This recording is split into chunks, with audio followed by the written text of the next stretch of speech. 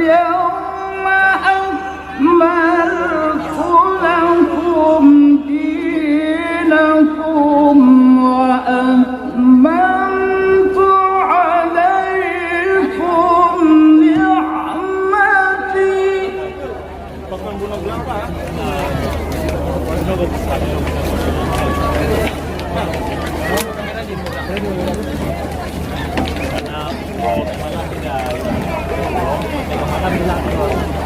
Wa atmamtu alaikum ni'mati wa raditu lakum al-Islam dinan.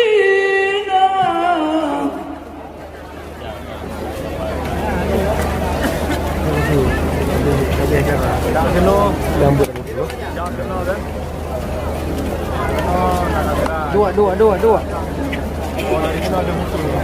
فمن اضطر في مخمصة غير متجانف لإثم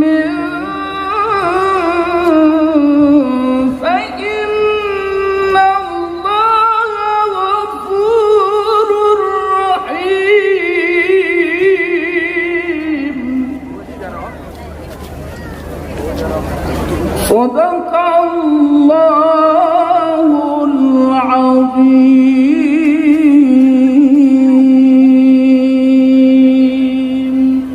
Pada hari ini telah kusempurnakan untukmu agamamu dan telah kuridhoi Islam itu jadi agama bagimu.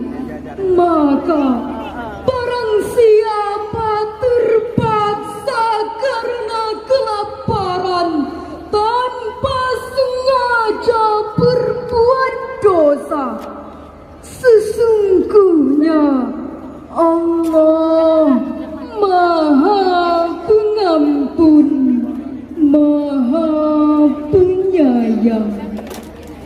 Maha benar Allah yang Maha Agung atas segala firman-Nya. Assalamualaikum warahmatullahi wabarakatuh.